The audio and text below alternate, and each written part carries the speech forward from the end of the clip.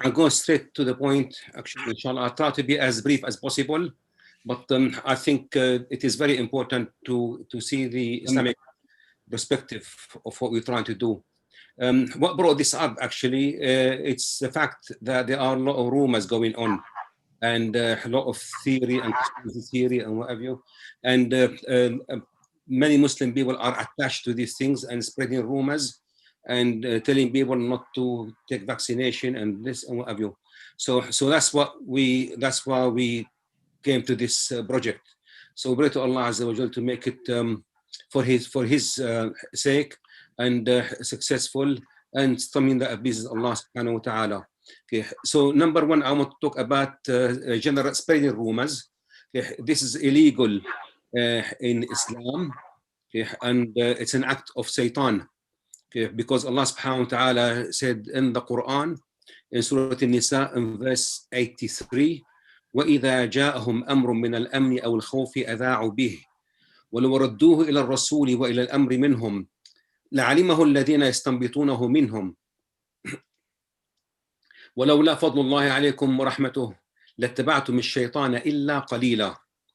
The meaning of this verse in a nutshell, the best of my translation ability, and if an issue came to them of security or fear, they spread it around. They go on social media and they just talk about it and they broadcast it. But had they returned it to Allah and to His Messenger and to those who know what to extrapolate from the issue, it would have been better for them, okay, and better result. And for Allah's mercy upon you, you would have followed the ways of Shaitan. So spreading rumors actually is the ways of Shaitan. Broadcasting rumors and just everything you hear, you talk about, it is an act of Shaitan. So us Muslim, we have to stop this, especially nowadays with the social media.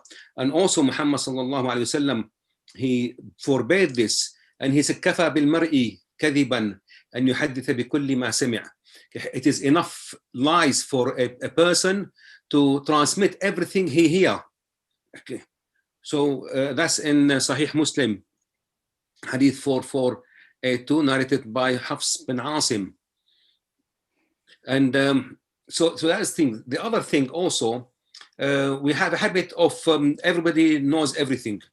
Okay? And that is actually also forbidden, because we're supposed to talk only about things that we don't. Things we don't know, we say we don't know. Yeah, and everybody knows, subhanAllah, expert on Corona, expert on COVID-19 and 20 and COVID-21 and COVID-22, okay, and so on. And yet they don't give enough platform for the expert and people of the knowledge to hear their to say what they know. So Allah subhanahu wa ta'ala says in this surah Al-Isra, وَلَا تَقْفُ مَا لَيْسَ لَكَ بِهِ عِلْمٍ إِنَّ السَّمْعَ وَالْبَصَرَ وَالْفُؤَادَ كُلُّ أُولَئِكَ كَانَ عَنْهُ مَسْئُولًا. Do not pursue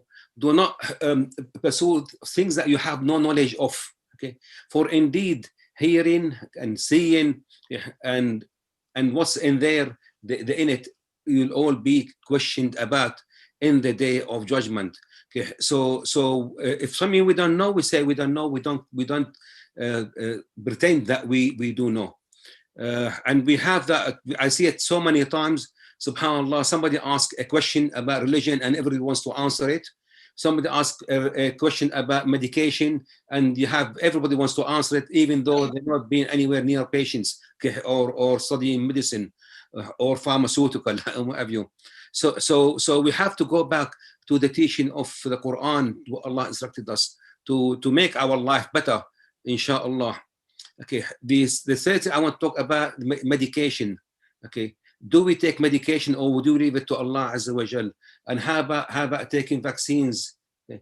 I myself, I'm a polio sufferer. Okay, alhamdulillah, that's from Allah Azza wa Jal. But I'm grateful to Allah Azza wa Jal that the year after I caught the polio, I think I was the last of the generation who had polio. The vaccine was discovered, and then people took vaccine, and polio was eradicated, finished. No more polio from where I come from. So vaccine does work, alhamdulillah. Even if it have some reaction to some people, well, nuts have a reaction. People react to nuts, some people. Okay, milk, for example, it doesn't mean nobody drink milk and nobody eat nuts just because some people have reaction to this or side effect. So we have to take medication because Muhammad Rasulullah says, he said, tadawu, okay, take your medication. And also the hadith, ما أنزل الله من داء إلا أنزل معه الشفاء علم من علم وجهل من جهل. Okay. Allah had never sent down an illness, a disease, except that He sent with it a dawa or a shifa. And those who know it will know it, those who don't know it, don't know it. When do we know?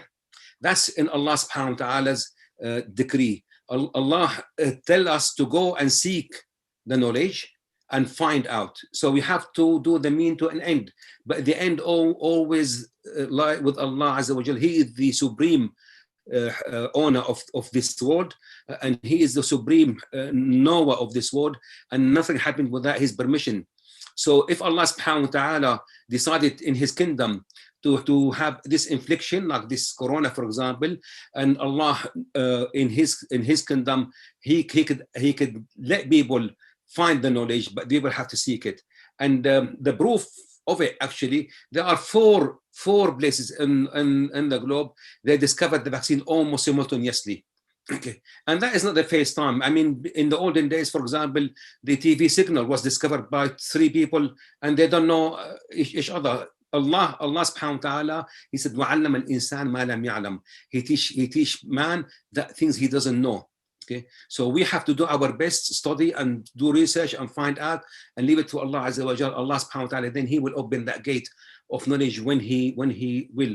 So we say, alhamdulillah, that Allah subhanahu wa ta'ala opened the gate of knowledge of finding vaccine. And why not make dua to Allah Azza wa Jal that this vaccine will work? And do you take medication and you say, Allahumma hada dawa wa minka shifa? Oh Allah, this is the medicine, but shifa, cure, is from you. We always say that. Okay? And this in the same thing when we take the vaccine, pray to Allah Azza wa Jalla, this is the wiqaya, this is the protection, and Allah, you are the ultimate protector. So Allah will make it work for you, okay, by His will. So we have to make dua, always make dua to Allah Azza wa Jalla, but we do our best. So I think enough said with that, unless there is one more thing actually about important one that is in general, not just for COVID-19, for everything. Allah Azza wa Jal said, Ya ayyuha alladhina amanu ati'u Allah wa ati'u ar-rasula wa ulil amri minkum فإن تنازعتم في شيء فردوه إلى الله والرسول إن كنتم تؤمنون بالله واليوم الآخر إن ذلك خير وأحسن تأويلا. All those who believed, obey Allah and obey the messenger. And those who are in charge of you, those who are in charge of the matter, okay?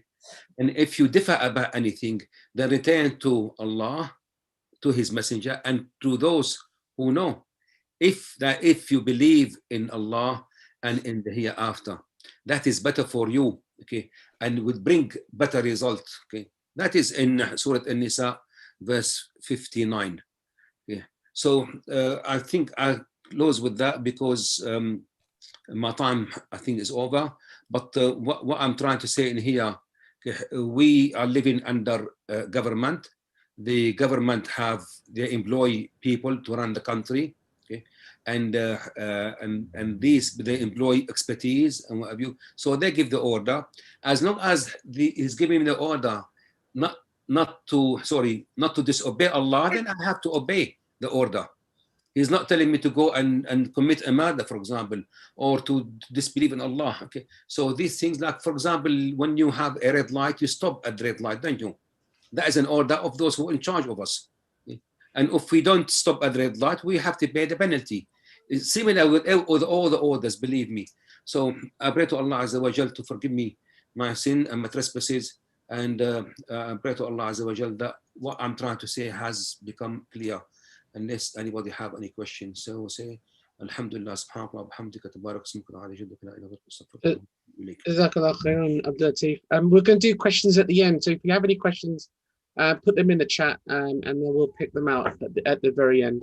I'm going to pass on to Amna. Sister Amna is a clinical pharmacist at the Sutton Medical Centre. Is that correct? Yes, that's correct. I'll pass over to you to do a proper introduction. Okay, so hello, my name's Amna Margray. So thank you, Sheikh Abdul Latif, talking about the Islamic perspective about vaccination. So today I'm going to be talking about the pharmaceutical perspective. Okay, so today, talking about the breakthrough discovery of the Pfizer-BioNTech vaccine, which has been approved for use in the UK as of December this year. So some of you may be relieved that finally a COVID vaccine has been found that will improve our quality of lives through these troublesome times, while others may be a bit doubtful because obviously this vaccine is new and unheard of. So hopefully today some of your concerns may be addressed, and I will discuss how the vaccine was developed and how it works in our body, and briefly touch on the important storage conditions. So all vaccines must undergo extensive and rigorous testing before they can be licensed and marketed for human use in the UK. So the manufacturer has to demonstrate its quality, safety, and its efficacy, and it needs to be risk from any potential side effects must be much lower than the benefit of preventing deaths and serious complications from the disease. So normally it takes several years to develop a vaccine. So you might be wondering, how did Pfizer-BioNTech vaccine get developed so quickly?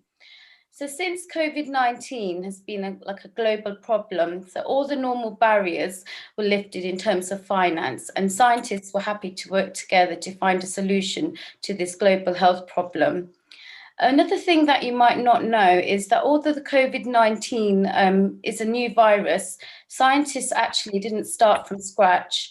They already had years of vaccine research from studying SARS, which is the severe acute respiratory syndrome, and the MERS, which is the Middle East respiratory syndrome. So these are all similar family of the coronaviruses. So reassuringly, the Pfizer vaccine has gone through exactly the same safety hurdles as any other vaccine would have to go through, with absolutely no steps missed out whatsoever. So the safety of this vaccine has been tested out in clinical trials in 6 countries, which are United States, Brazil, Argentina, South Africa, and Turkey.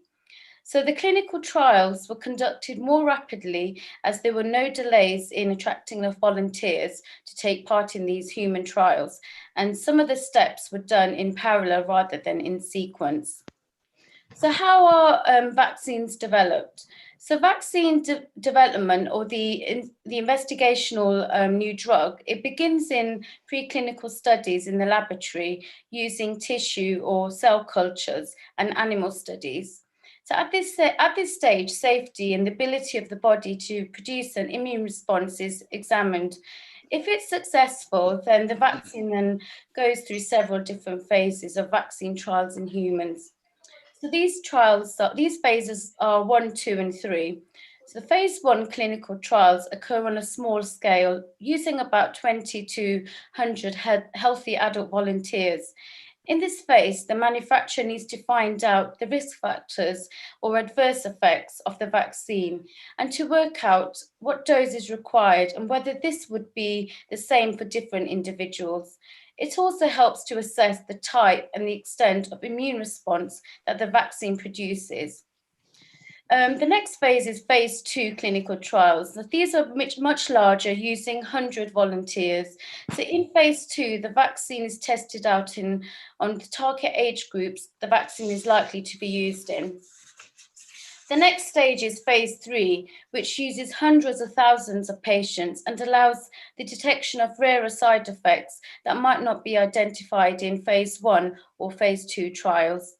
So over 44,000 individuals have taken part in the clinical trials for the Pfizer-BioNTech vaccine. So half of these individuals received the vaccine and the other half received a placebo, which means like no drug. So results from the phase 3 clinical trials were extremely positive and suggested the vaccine prevents 95% of vaccinated adults from getting COVID.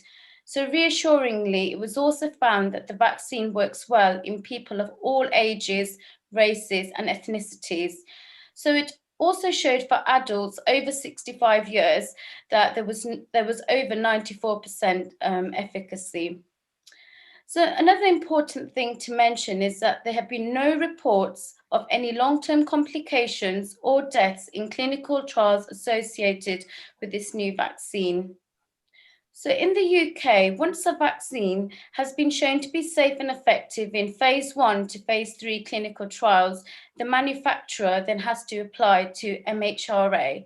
So MHRA is the Medicines and Healthcare Products Regulatory Agency. So the MHRA follows international standards of safety. So as this Pfizer vaccine has only been given in clinical trials in recent months, there's currently no data available to describe how long-term protection from the vaccination will last. This is where phase 4 clinical trials will occur.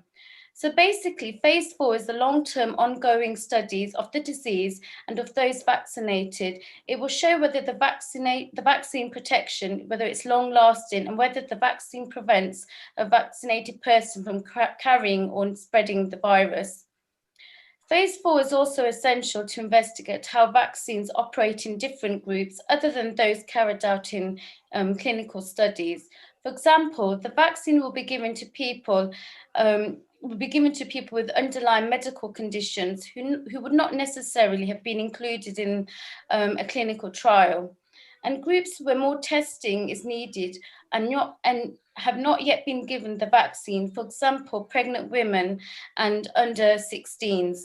So further studies are obviously essential, so more information is available to the public. So how does the COVID-19 messenger RNA vaccine work? So there's a lot of misinformation about this vaccine. So the main conspiracy theory is the new vaccine will change your DNA by wrapping itself into your system, and essentially you may become a genetically modified human being. So this is totally not true. And to dispel this myth, it's important to understand how the vaccine actually works in our human body. So the Pfizer vaccine is a messenger RNA vaccine. It contains the genetic code to produce an immune response when it enters the human body, and it disables any future exposure to the SARS-CoV-2 virus. So just to clarify, the vaccine is synthetically made. There's no animal or egg origin. There's no whole or live virus involved, so the vaccine cannot cause the actual disease. So when the vaccine enters the human body for the first time, it produces spike proteins, which resemble those found on the surface of the SARS-CoV-2 virus. Now, the body has a natural defense system, and the vaccine tricks the body to wake its army of soldiers, or the so-called antibodies. These soldiers see the vaccine as foreign and get prepared to attack. But since they have been sleeping, they need some time to be fully prepared for war. This is why a second dose of the vaccine needs to be given 3 weeks later. So at this point, the soldiers remember the threat and become stronger and fully equipped with the correct ammunition to fight any future threat of the real COVID-19 virus. So I'm just going to briefly talk about the vaccine cold chain. So another false claim that is circulating is that the Pfizer-BioNTech vaccine is too cold to be a real vaccine, and it's actually alive, so it can infect your cells and transfer genetic information. So it is true that the Pfizer vaccine does need to be kept in ultra cold conditions, but it is not alive. So why does the vaccine need to be kept in such stringent conditions? So the Pfizer vaccine is temperature sensitive and must be stored and transported within the manufacturer's recommended temperature range. It's a similar idea as if you are freezing food and you want to prevent it from spoiling. So the vaccine needs to be stored in special freezers between like -80 to -60 degrees. it needs to be transported in dry ice and can then be defrosted in a fridge, which then can last for 5 days. So the vaccine then needs to be diluted before it can be given to the patient.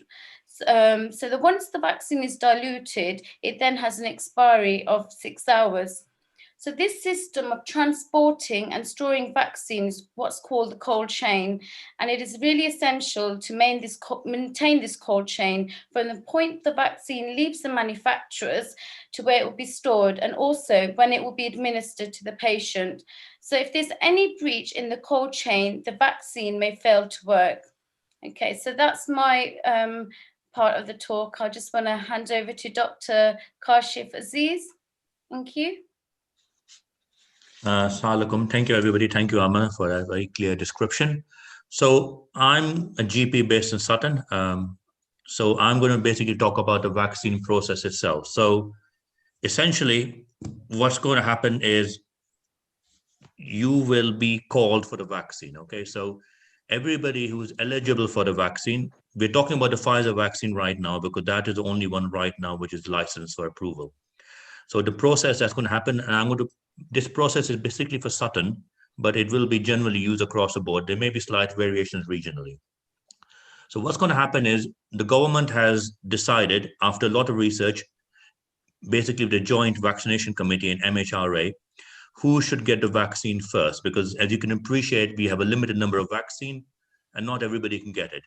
So they've put approximately 10 categories of people, and number one, going from top to bottom. So number one priority is people in a care home and people who are care home staff. Number two category is people above 80, and also including people who work in a healthcare environment. Number three is 75-year-olds, number four is 65-year-olds, and so on. Category number 6 is people between 16 and 64 who have other healthcare conditions. So what the government's done, sorry, not the government itself, what the vaccination authorities have been done, and this has been done independently of the government. So although the MHRA and Joint Vaccination Committee are part of the regulations, they are not part of the government. They've looked at all the data, and what they've realized with the COVID vaccine is the older you are, the more likely you are to die. Now, overall, if you get the COVID vaccine, you have a 0.6% chance of dying from it. So basically less than 1 in 100 if you get the COVID vaccine. This is across all age groups. However, if you're above the age of 80, almost 8%. So 8 in 100 people will die of COVID vaccine. So this is why they've decided to do that way, because as you can imagine, we cannot vaccinate every single person immediately. We just don't have the capacity. So what they've done, they've gone for that. And what they've also found out that most people who have had COVID vaccine have died in hospital, but the second most common place is care homes. Now, the problem with care homes, people who live together in care homes, a lot of patients suffer from dementia and learning issues. And it's very difficult. If one person in a care home catches COVID, then unfortunately, most of the care home will catch COVID, because when you're suffering from dementia or any kind of problem like that, it's very difficult to stop people to socially isolate. You can't tell somebody who doesn't have capacity to stay away from somebody else. So what's happened in care homes is one person has gotten it and everybody else has got it. And sadly, including in Sutton, we've had a fair number of fatalities in care homes because of that. So this is why they've done that. Now, this is the order. So what's going to happen is basically based on where you are in the pecking order, you will be called initially by your GP, and he will book you in for one of the regional vaccination centers. The one currently active in Sutton is being done in non-such manner.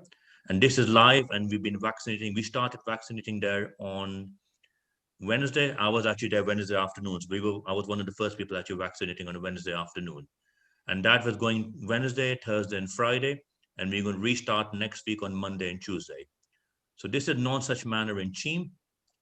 Inshallah, in January, the plan is to open up 2 more centers, one in Wallington, and one will be Thomas Wall in Sutton.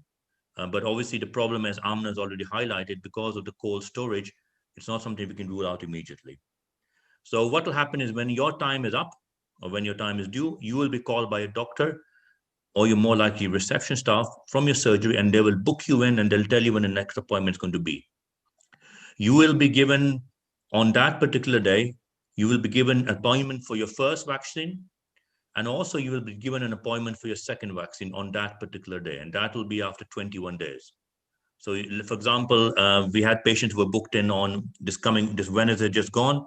So they were given an appointment for Wednesday afternoon, and then they were given another further appointment for the 6th of January for the second jab.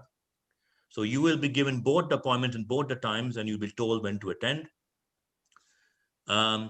You basically turn up on the day. Ideally, depending obviously what age category you are, if you can get somebody to bring you, that's easier. Otherwise, if you're otherwise reasonably fit and well and younger, you can actually drive yourself. You will arrive in no such manner. You'll be directed by the marshal. So we've been collaborating with social services and also community services, Sutton. So we have all of these volunteers and marshals. Not only is that, we also have equipment like wheelchairs and so on. So if you got, for example, any elderly relatives and they're not mobile, then they will be provided a wheelchair. So when you get to non such manner in Cheam, you'll be directed by a marshal, and they'll tell you exactly where you need to go. You get called in, you walk in, your name will be registered, it'll be ticked off, and you will be given a vaccination card that will have the date on it for today, and also it will tell you when your second appointment will be. So then you get called in, you will have to wait, hopefully not too long. I mean, we are trying to stick to time. I mean, obviously depending on capacity and weather and so on. And then you'll be called in by one of the staff, and either a doctor or a nurse will give you the vaccine. They will probably give it to you in your in your left arm if you're right-handed, and if you're left-handed, they'll give it in your right arm, and you'll be given the vaccine. It takes literally a minute.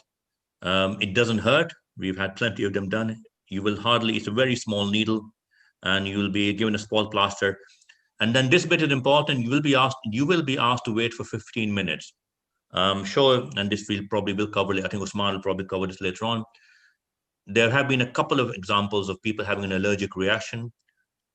And because of that, what has been changed, the guidance has been changed, and you will be asked to wait for 15 minutes. So after 15 minutes, provided everything is fine, and in the 3 days that we've been doing this in none such manner, we've had no problems whatsoever. I think only one patient felt slightly faint, and they were absolutely fine. So after 15 minutes, you will be allowed to leave and go home. And then obviously all you have to do is all you then do is come for your next appointment. The fact that you've been vaccinated will be automatically advised to your GP. So you don't need to notify your own GP, he will be advised. So that's the process. That bit I'm going to cover. I'm just going to give 2 more points, and then I'm going to hand over to Saqib, who will do the rest. Number one, obviously, I've not been vaccinated, but I will be vaccinated next week. And the reason why I will be vaccinated next week, as soon as I get the opportunity, is because obviously I work with people and I come across people every single day of the day. I'm 48 in age, so I am relatively speaking low risk. But what I have seen with COVID, and I've seen examples of colleagues and friends of mine, is you can be of any age with COVID and you can have problems. I know of colleagues of mine who are my age, who are fitter than me, have run marathons, and they've developed a heart attack after having had the COVID vaccine. I know I've lost friends of mine who have passed away, who are probably only a few years older than me. The problem with COVID is, just because I'm 48, 49, or 50 and I'm well, it does not mean that COVID can't harm me, it can't kill me.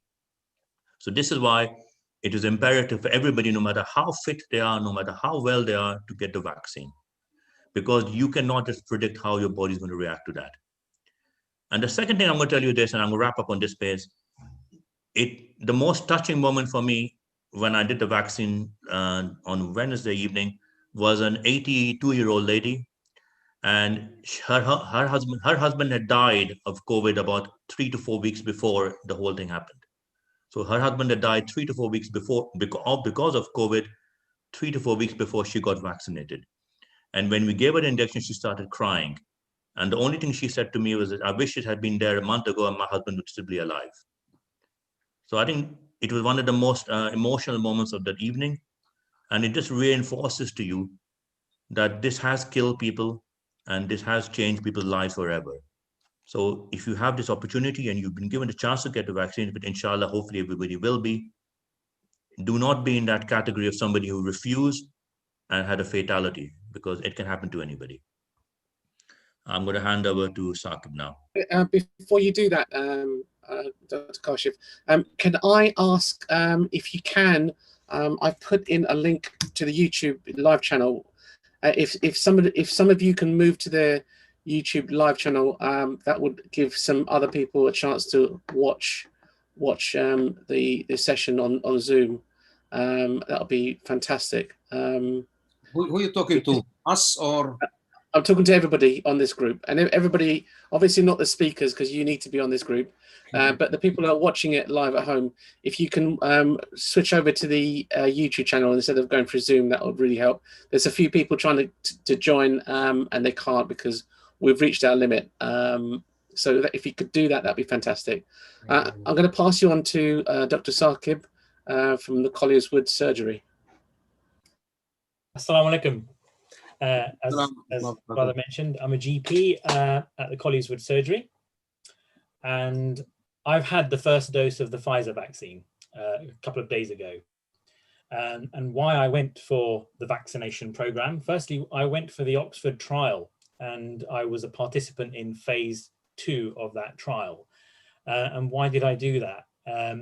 Well, firstly, back in March, you'll remember, we all saw frontline healthcare workers dying of COVID-19. And these were mostly from the Black and ethnic minority community as well, as much of the NHS is, the workforce is from the BAME community. And as a GP, I frequently see patients who are ill, and clearly going forward, I'm likely to see patients with COVID. So for me, it was a no-brainer. I believe in the concept of vaccination. You know, why wouldn't I? You know, I've had vaccines all my life, and I've administered them all my life. And many of you, in fact, most of you, will have had a vaccine at some point in your lives. So I believe in the science behind how the COVID vaccines work. I mean, it was logical to me, it was clear to me, and I know that the vaccine cannot cause COVID. Okay, so I went for the trial. Thinking that I might actually have had the actual vaccine rather than the placebo, because with trials, half of the participants get the real drug and half of them get a control drug. And I was having weekly swab tests to identify whether or not I've been infected with COVID or not. I didn't have any positive tests, and so I figured that I might actually have had the Oxford vaccine. But when this Pfizer vaccine was now, it's been authorized for use in the NHS, and particularly for NHS staff who are currently being offered the vaccine, I thought, well, okay, I need to know whether I've had the Oxford vaccine proper or not. So I contacted them and they unblinded me from the study. And to my surprise, I hadn't had the actual vaccine. I had a placebo, which is the meningitis ACWY, which enables you to go for the Hajj and pilgrimage, but I didn't have the Oxford vaccine. So that very night, the clinic was open. The clinics are open from 8 till 8, unless the vaccine has run out. So I took myself along to the Wilson Hospital, which is in Mitcham. I'm a Merton GP, so that was the local site. Went and had the vaccine. It was a fantastic experience, very well organized. I didn't actually feel the jab. I was monitored for 15 minutes afterwards to make sure that I didn't have any adverse reaction, and off I went home. And my next jab is in, as Kashif said, it's 21 days from that time. So it's a really good program, and I would strongly endorse it. How effective is it? Well, after having both doses of the vaccine, most people will be protected from coronavirus.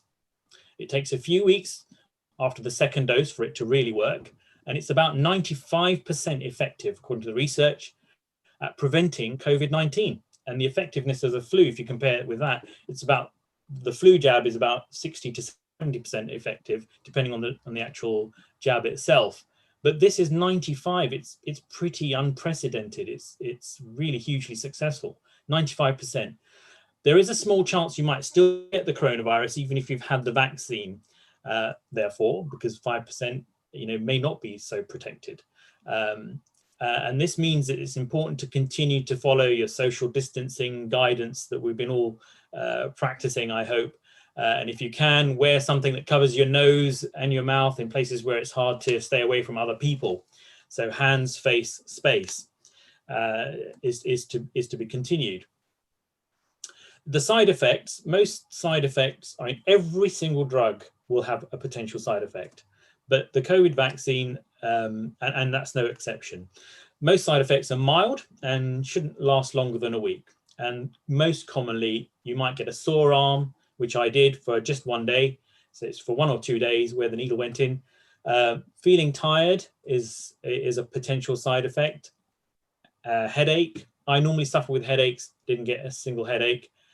Feeling achy. Less commonly, people may feel chills, joint pains, or redness or swelling at the injection site. I didn't have any of that. I just had a slightly sore arm for a day, and that was it. You can take painkillers like paracetamol if you need to. If you have a high temperature, you may actually have coronavirus, but not because of the vaccine, because we know now that the coronavirus, people can carry it without having any symptoms. So it is possible for someone who's already got coronavirus to then have the vaccine and then for the symptoms to appear after a few days, but it's not down to the vaccine. So if your symptoms do get worse, you need to call 111. It is very rare for anyone to have any serious reaction to the vaccine, which we call anaphylaxis. By that we mean someone who has severe difficulty breathing, swelling of the lips or tongue or airway, severe itching, and is generally pretty unwell. This is extremely rare. If it's going to happen, it happens within the first few minutes of administering the vaccine or anything for that matter. And the 15-minute monitoring period is more than adequate to make sure that you're not one of them. And if you are, there's treatment available on site. And staff are trained to deal with allergic reactions and can treat them immediately. So really that's it. For me, it was a no-brainer. Not just to protect my family, to whom I come home every day, but also my patients and, my relatives, some of whom are vulnerable, more vulnerable than I am. So I would strongly endorse it. Everybody has to make their own minds up. There is a limited supply. Each week there is a delivery of vaccines to the centres. And the reason for that is because of the cold temperatures that we've alluded to earlier. And when the vaccine runs out, then we'd have to wait for more supplies. But at the moment, the clinics are running extremely well. So when it is your turn, do go for the vaccine unless you cannot have it. And I think that's it from me. Thank you. Jazakallah, thank you very much, Brother Saqib, Dr. Saqib, sorry. Before we move on to Dr. Usman, Kashif, could you just clarify that point you were talking about the heart attacks? Because I think a lot of people are a little bit confused about it. Can you just quickly run over that again? No, I mean, I have clarified in chat. What I was saying is, apologies, I misspoke, is the adverse effects and the fatalities and the heart attacks are people who have had COVID. To my understanding, nobody in all the trials, and Amna's also mentioned this, nobody has had any major problems, any major illnesses after having the COVID vaccine. Out of 44,000, remember there were 44,000 people in the trial. So 22,000 of those, which is a good number, would have had the COVID vaccine. And we have vaccinated thousands of people in the last few weeks. And apart from a couple of cases of allergic reactions, we have had no problems, and not a single problem apart from one lady who had needed a bit of oxygen when we were vaccinating in Sutton. So I think Sister Farzana is next, actually. Yeah. Okay, sorry. Sister Farhana, you're next. Sorry, and then Dr. Usman, you're after that. Okay. Farhana, all yours. Assalamu alaikum. I'm a consultant pediatrician up north. I used to be in Sutton 2-3 years ago, but still belong to the Sutton family, so therefore I'm here. I'll be talking about COVID in children. Lots of you have children and have noted that this disease is very mild and children have been less affected. So studies have shown that children have made only about 1 to 15% of the total cases that have been reported, so which is really good. And there's been data from lots of countries who've done community testing, suggested that children actually have not been infected. For example, South Korea, the 0 to 9-year-olds, only less than 1%. In Italy, there was a study, 0 to 10-year-olds, 0% positive. In Iceland, less than 10 years, again, 0% positive. So children actually were not getting infected. In UK, they did about 35,000 children and 4% were positive. So overall, I think less than 16-year-olds, they found that only 1.1% of the total caseload were positive for children. In China and Japan also, they found similar figures, and they found that they do not, in fact, transmit as well. So they do not contribute to the spread of infection like the adults do. Normally, children are super spreaders. So as you know, when children get common colds and flus, they spread to everybody. But thankfully for COVID-19, they have not been doing that. And now you'll be asking, why does COVID-19 affect children differently to adults? It's a very good question, but nobody has the answers, but just some hypotheses. So what they suggest is children respond to the virus differently. So this immune system is quite immature or maybe young, so they don't react to the virus as the adults. The adults overreact to this virus, or they go into overdrive, and this overreaction actually damages their cells. But in children, this does not happen. The other theory is maybe children have lots of respiratory illnesses, common colds and flus. So maybe they have some antibodies and they're protective, or maybe COVID-19 is also competing with these other viruses to infect the child, but the child has antibodies. But the other one is what they're saying is to enter the cell, the coronavirus needs a receptor called ACE2. Now, these ACE2 receptors actually reside in our air sacs in our lungs. If you say, for example, the newborns have only 3 million of these air sacs, and adults have 500 million air sacs. So basically, I think the coronavirus does not have enough of these cells to enter in children. So maybe that's why they have very mild infection or they have no infection. And deaths in children due to COVID-19 is extremely rare. And it's like 0.01 to 0.1%. So that has been consistent around the world. Now, does ethnicity affect children? Yes, as Kashif and Sahib mentioned, it does. There's been a high proportion of newborn babies affected with COVID-19 from Black, Asian, and minority ethnic backgrounds. And then there was a UK study of hospitalized children, which showed that the children of Black ethnicity were overrepresented. Now, transmission, as I mentioned, it is less, first of all, they're less likely to be infected and less likely to transmit this.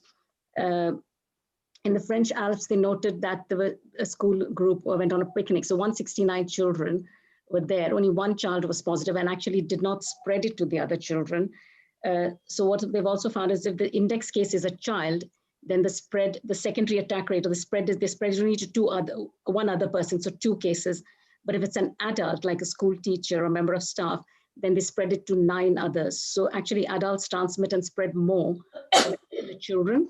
So therefore they found based on that schools were, that's why based on this modeling, they've started schools. So why is there no vaccine for children? The vaccine trials in children only have just begun. So there's currently very limited data in the safety and efficacy of this vaccine in this particular age group. And given that children are very low risk of severe illness and there's no data, therefore it's not recommended for children under 16 years of age. The Oxford vaccine, I think they're planning to trial it for 5 to 12-year-olds. Pfizer has included some children above 12, but Moderna has not included anyone above 18 actually. Now, as Saqib and Kashif mentioned, all of you in this group, I'm sure, must have received some vaccination at some point in your life. So for children, there are 14 vaccines that are given preschool, and there are 2 given in teenagers. So there's 16 vaccines going around any point in the UK and around the world. Now, don't worry, but the fears of vaccine have existed since the first vaccine was introduced against smallpox in 1796, so more than 200 years ago. So all these conspiracy theories are not new. So before there was no social media. So what they did is drew cartoons and posted on all streets. So for example, when the smallpox vaccine was introduced by Edward Jenner, which you must have read in Science, so this used cowpox pustules, pus, and then they injected in the skin. So what the cartoons showed and what people rumored was that once you get this cowpox stuff into your skin, you will start growing cow horns and cow parts. And so they were actually putting people off. But actually, about 180 years later, because of this vaccine, smallpox has been successfully eradicated. You must have heard about MMR again. It's highly effective and safe vaccine, but one doctor linked 12 cases to autism, and then the public got hooked on it. But then there were studies worldwide. There were more than 10 studies involving 1.2 and another 500,000. So about 1.7 million children were studied, and they found absolutely no link to autism. But still the public fear, they believe the 12 cases, the link, which is not even true, as opposed to the 1.7 million. So this is what happens, like our brain, I think, sometimes has to learn to differentiate and read the facts and then make our decisions. Then there were rumors that the preservative in this MMR vaccine caused autism. So Sweden and USA actually removed this preservative, and still the rate of autism in these countries are just going up and up. So, I mean, again, the anti-vax people still, I don't know what next is going to be, but MMR is still highly safe. Because we haven't given MMR, the rate of measles has gone up because the uptake was low 10, 15 years later. So now we are having an outbreak. You must have heard about human papillomavirus. It has actually halved the rate of cervical cancer. But what happened in September 2009? A teenager died shortly after receiving the HPV vaccine, and all the news headlines, child dies after HPV vaccine. But actually, postmortem showed this child had a chest tumor. It was malignant chest tumor. But then there were no headlines after that to say that that was the case. So people would be in their head, oh, this HPV killed somebody, so I don't want to give it to my child. In fact, I was driving to work and my daughter was going to get the vaccine that day, and I really freaked out. I thought, oh my goodness. But then actually I chased the story up and found in the medical journals, but I don't know whether the newspapers actually said the same thing back to say, that this is not the case. WHO estimated in 2008 that 2.5 million deaths were prevented by vaccination. So therefore, vaccination is very, very important to prevent disease and to protect everybody. So I think you have to fact check before you see all this misinformation. And you must be knowing that all these drug companies, most of the drugs, other than vaccines, the manufacturers are liable if the product goes wrong. But what happened in 1970 to 80s, the manufacturers felt that if they have to pay for liability for the vaccines, they started withdrawing from vaccine production. So this would have endangered public health. And because vaccines have prevented so many deaths, the governments and public health got very concerned. So in UK, the Vaccine Damage Act was created in 1979.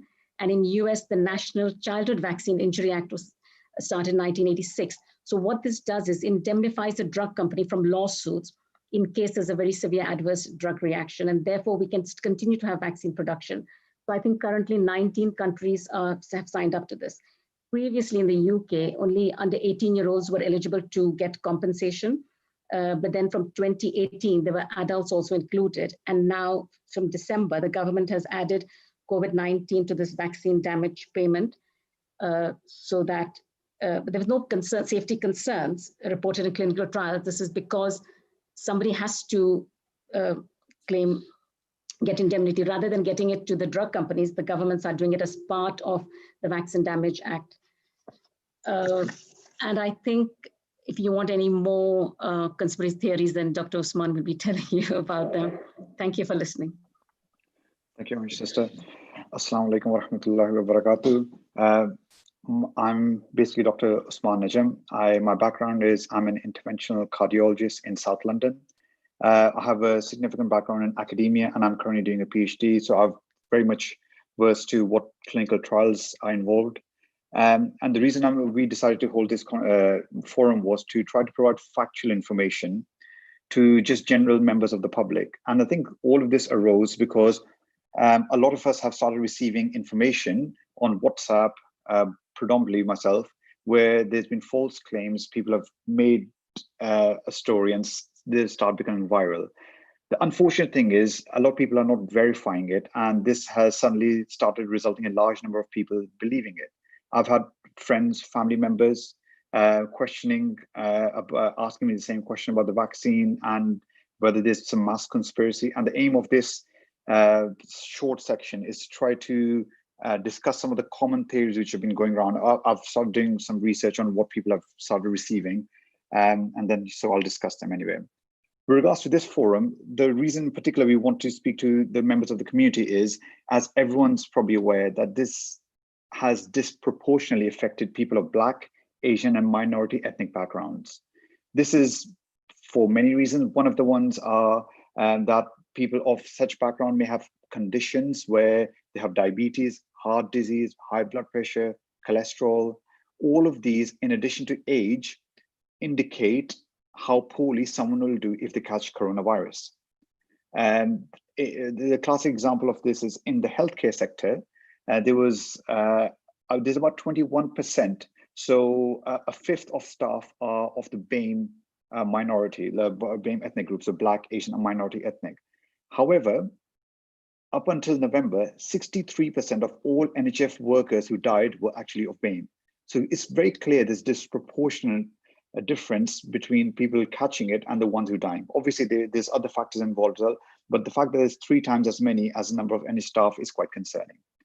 In addition to that, it's also important to remember, I know all of us have been in lockdown for such a long period of time, that COVID is still there. People of Bangladeshi ethnicity are twice as likely to die if they catch coronavirus as someone of Caucasian or white background. So far, we've had 65,000 deaths in this country. And only Wednesday, that's the last time I remember, there was over 500 deaths, about 1,700 hospital admissions. And over the last week, there's been almost 12,000 hospital admissions. So this has not gone away. I know it's very difficult for us to keep up with the social distancing, hand washing, but it's really, really important.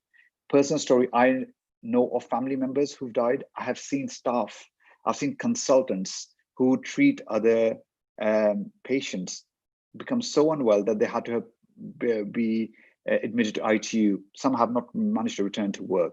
So it's really important we try to provide you with all the factual information. And ultimately, the vaccine is not compulsory by law, but we just need to make sure that you have the correct information to make that decision, which is right for you. Okay, so I'm going to go through 3 or 4 different claims and briefly, which I have started receiving, which are false. Number one, I think has been touched briefly, was that the safety has not been tested. I can understand where that has come from. However, as Sister has previously mentioned, that it has undergone many stages of trials. It's been independently approved by various health bodies. So it's been approved by MHRA, which is an independent body in UK. It's been authorized for emergency use by the FDA, which basically control all of America. Canada has approved it, Bahrain has approved it, Saudi Arabia and Singapore, and more countries are slowly doing their own analysis. We also are expecting in the next week or so, EMA, which basically is the European Medical Agency, which controls or dictates what vaccines may be allowable in Europe, to possibly approve it as well. We do understand there are legitimate concerns because normally all of these vaccines, drug trials take many years. But the reason is not necessarily to do with the fact that safety has not been tested. It's more so normally there are a lot of hurdles. There may be grants, there may be panel approval, ethics, lots of bureaucratic difficulties which mean that this may take several years. In the case of COVID, I have seen, because I'm currently doing research, there's so much remarkable collaboration, especially as this is a global pandemic. There's been a reduction in red tapes. People are answering emails straight away when they would normally take months to reply to a letter. So I think it's really important to know that safety has been independently tested. And if there was something, there's no mass conspiracy from what we can see. If there was, one of the bodies would have picked it up. Okay. And the other thing that obviously we just previously mentioned was regards to some of the people who are not to receive it. So for example, pregnant women, people under the age of 16, immunocompromised, and breastfeeding. And the reason is any clinical trial which is performed, whether it's coronavirus or anything else, they usually always exclude. What that means is does not include these people. And the reason is for you to come to a meaningful conclusion, whether to decide if a medication or something is effective in a group, you need to have a big number of people. And any trial cannot include that big number of people when they don't even know if it's the right one for everyone. So that's the reason at the moment, there is not enough data. It's not because they've consciously said, well, it's not safe for those people. It may end up being approved in due course, but at the moment, we do not have enough numbers. Okay. So claim number 2, which has also been previously mentioned, I'll just very briefly summarize it, that it will alter your DNA. This is not true. Okay. So very briefly, it is an mRNA vaccine. What that means is the vaccine contains some sort of instructions which make the cells start producing these fighter soldiers called antibodies that was previously mentioned. So introducing this vaccine into humans by the injection does not change anyone's DNA. Okay, so it does not have any effect on the DNA. The vaccine itself does not contain the virus, so no one is going to get the coronavirus due to the vaccine. As well as that, one of the things was, although this is the first mRNA vaccine, multiple studies in the past have been done, which have taken over the last few years, which have shown this is very effective. So that's very clear that the vaccine does not alter your DNA. Okay. The third claim is that do vaccines contain microchips? This is not true.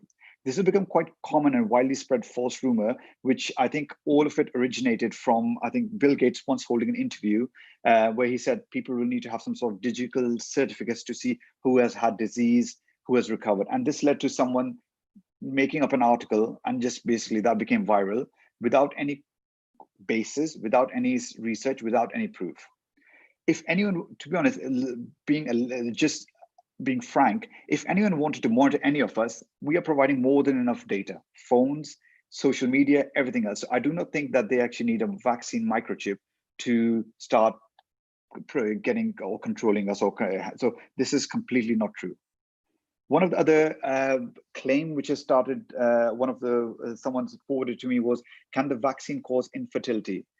There is no evidence whatsoever to suggest this. And all of this came back from the fact that there's a protein on the coronavirus called a spike protein. This allows the virus to enter your cell and for your body to recognize that this is a virus and start fighting it. The Pfizer vaccine also gives instruction to make the spike.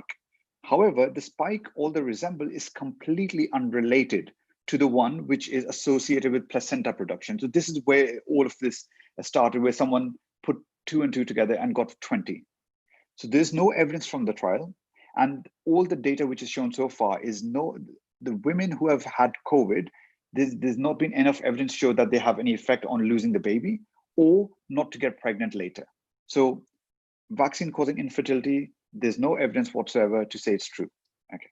The last couple of ones is one, I think what someone mentioned in the group was vaccine, why are they introducing fetal cells? This is not true whatsoever. So for the Pfizer vaccine, it is a purely synthetic vaccine. So there's no cell culture needed for this. So there's no fetal cells involved. As well as that, the COVID-19 Pfizer vaccine does not contain any animal products. There's no animal products. The regards to where or the origin of this fetal cell came about was some of the vaccines which are developed started to use, or right from the 1970s, 60s, they started growing cells from the descendant of baby cells called embryonic cells. Many of these vaccines were developed this way. However, over time, these cells was then replicated, so they contain no evidence and no sort of traces of any cells which are fetal. As far as I understand, the AstraZeneca and Oxford vaccine will also use cells, but again, they will not have any fetal cells. The Pfizer cell, just to summarize, does not contain any fetal cell. It's an mRNA synthetic vaccine. Okay, the AstraZeneca one, which has not been approved yet, would normally involve cloned cells and not of those aborted babies. I think that's where, again, the confusion has come from. People looked at some other vaccine and put 2 and 2 together and basically came up with their own conclusion.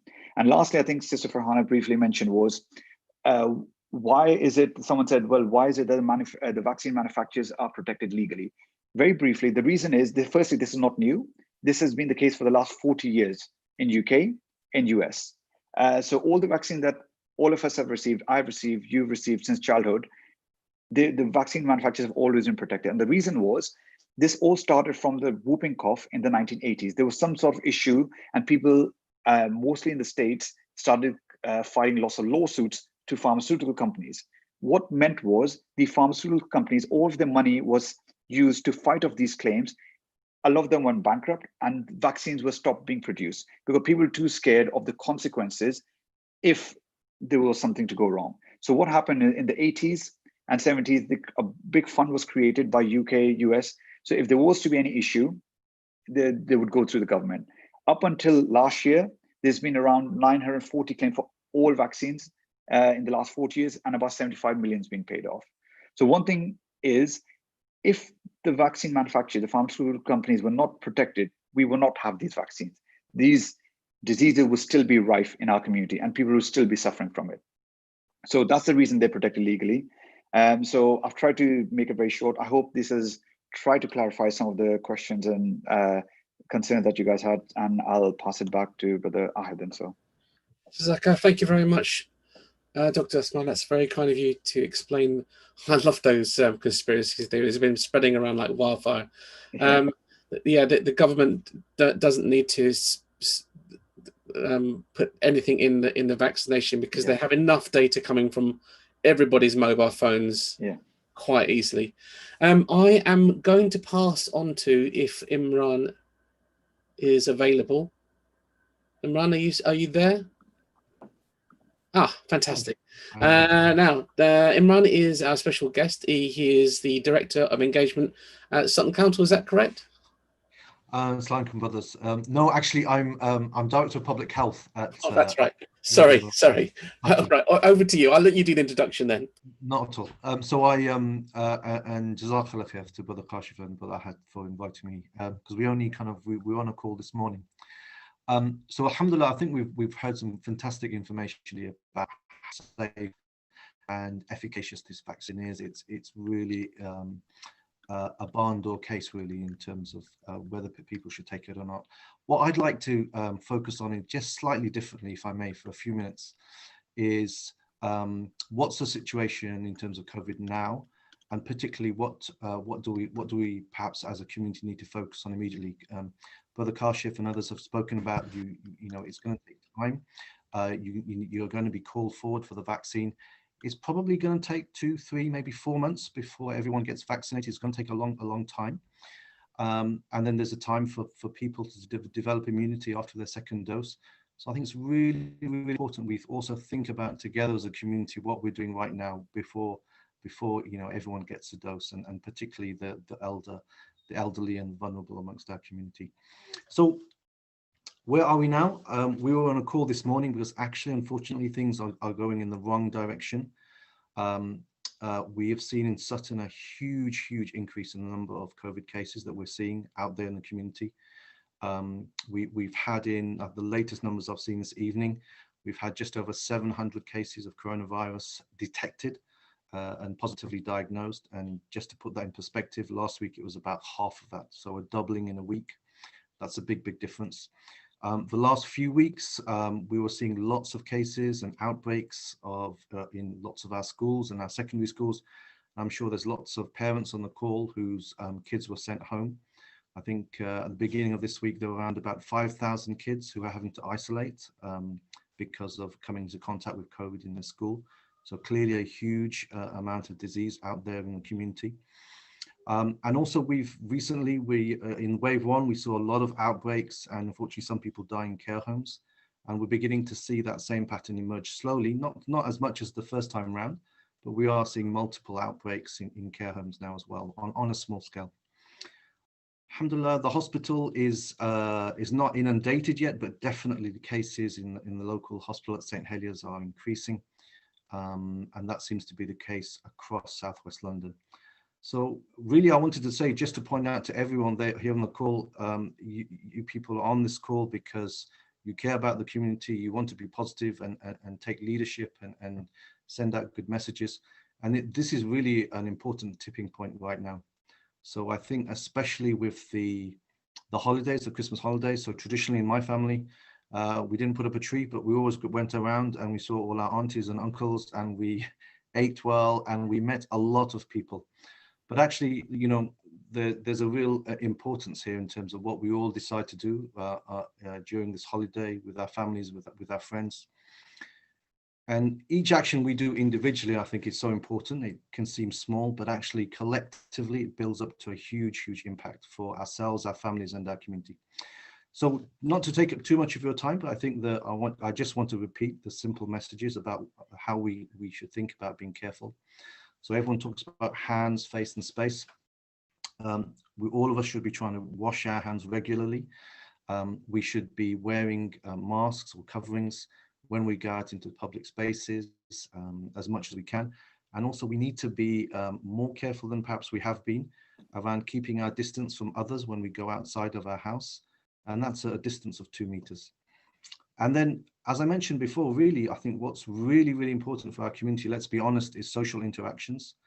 I think, you know, there's a lot of distance. There's a lot of people out there who perhaps think it's not going to affect them. That our memories are very short, and perhaps we've forgotten about, you know, some of those loved ones who passed away during the first wave of the virus. But a lot of people, I know from my personal experience, are driving around, meeting their friends, their relatives, and their families inside the homes, which is not, you know, completely against the guidance. And then I think we also need to be honest with ourselves. We need to think about, you know, what we do during the relaxation period, the 5 days starting from the 23rd of December, where we're allowed to meet up to 3 families. And I think we have to be very careful. We have to be very careful about who it is we are meeting up with, what their risk is, what risk we may be putting them at. And we have to think very, very carefully about that. Generally, the less time we spend with fewer people, the less that this virus will transmit in our community, and inshallah, the more people will keep safe. Finally, I really, really want to just stress to everybody on the call that if you have any doubts whatsoever about or concerns about COVID symptoms, please, please, please do just go ahead and get yourself or your family a test. It's really easy. I did it yesterday. You can get a test via the government website on .gov.uk, or by ringing 119. It takes about 6 to 7 minutes to book a test, and there are 5 test sites in Sutton. There's drive-through sites and walk-in sites. And so if you can't get a test in the morning, they release more slots in the afternoon, and you can almost certainly always get a test the same day. And alhamdulillah, the system's improved a lot now, and you can get your result normally the next day. So I think most of you will need these messages, but I think there's maybe a little step that we all need to think about, which is over the next few weeks, particularly as we go into the holiday period. What are we doing to propagate? Because I think there's a lot of people in our community maybe who don't get the messages or don't engage with the messages. And maybe the Sheikh can talk about that a little bit as well. But I think there's a personal responsibility for all of us actually to try to model what is right to keep the community safe, inshallah, and to spread that messages. So just to and thank you once again for inviting me on. It's really lovely to see so many experts from the community. Alhamdulillah, I hope you find this useful. Jazakallah khair. Jazakallah khairan, Brother Imran. We're going to take a 3-minute recess, bio break, call it what you want. And then we've got a whole bunch of questions. If anybody wants to ask a question, please raise your hand and we'll try and get through them as quickly as possible. So just a quick bio break for everybody, and we'll get back onto the questions.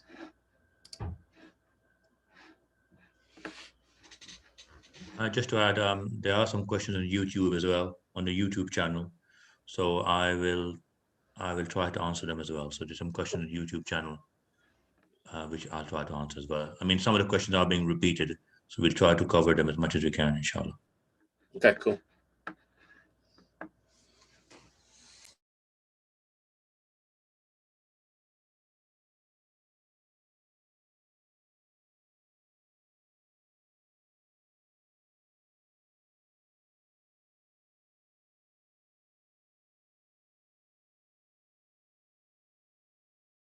Also, apologies to Dr. Farhana. I may have called you by mistake, Farhana. So I've just got told off by my mum. So no, it's sorry, fine. Dr. Farhana. Fine. No, it's fine. I didn't set it up to say doctor because I think in the previous conference, I think that's how it's just come up. It's okay. My mum can be quite scary sometimes, so I have to listen to her.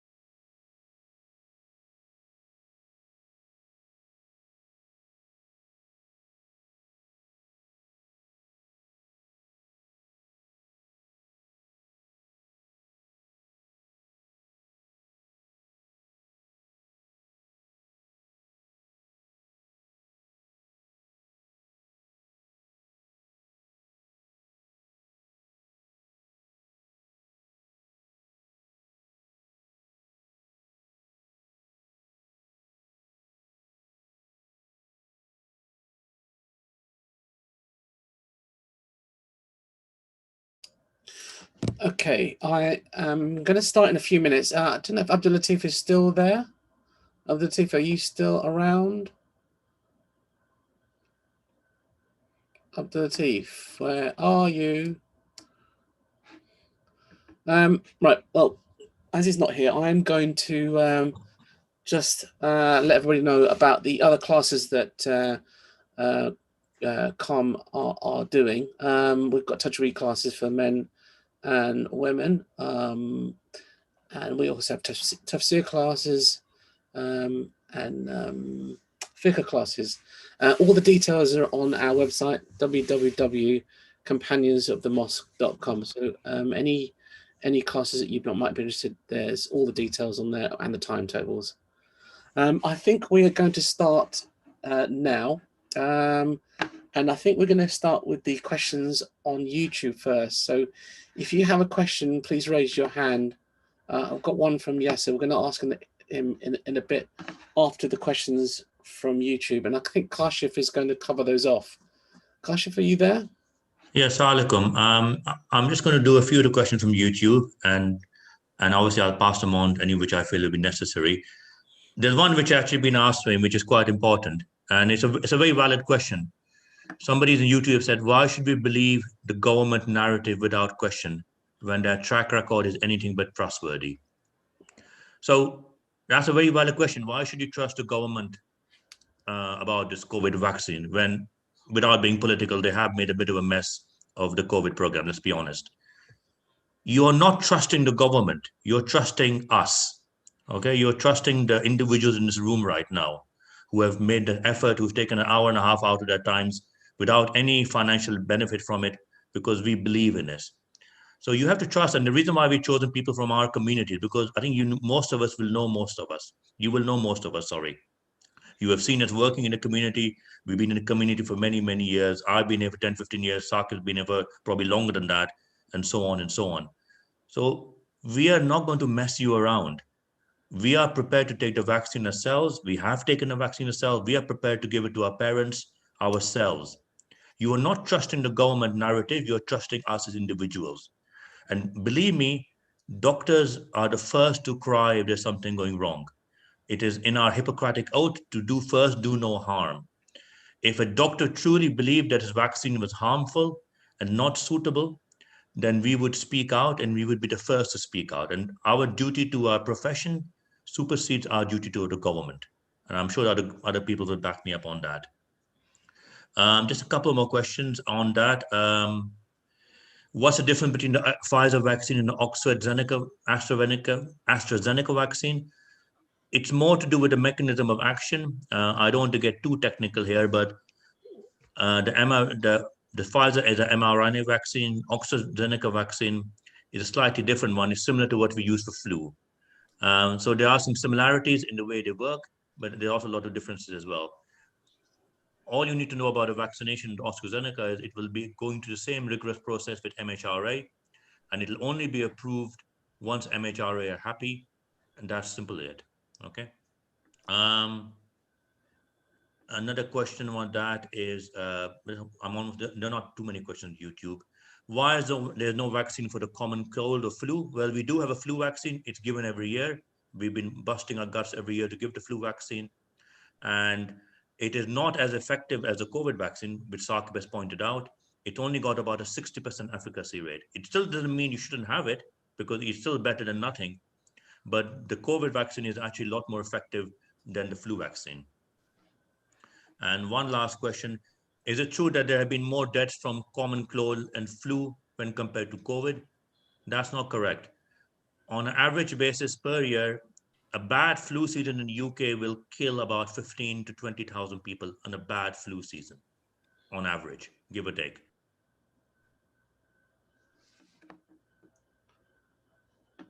So I think I've been muted. So we already have 60,000 deaths already. And I don't need to say more. So those are the main questions on the YouTube. Ahad, do you want to cover some other questions now? Yeah, sorry, there's one last one. Is Sister Amna there? No? No? Okay, fine. Yes, there we go. Got a question for you on the YouTube, which is apparently bypassed the animal testing phase. So are we being tested on company Pfizer on the company Pfizer has an appalling track record of mistakes and payouts? Can you answer that one? No? You don't even want to unmute. Okay, well, just leave it then, shall we? I think you need to unmute yourself. Oh. Sorry about that. Can hear you. Question about the testing phase, is that true or not? Was that false? Sorry, all the vaccines go through clinical trials, phase 1, phase 2, phase 3, and the information is out there for all of us to have a look, and it's up to us to decide whether we want to take the vaccine or not. We're not forcing anybody. Now, obviously, the clinical trials can't test the whole population. That's absolutely not possible.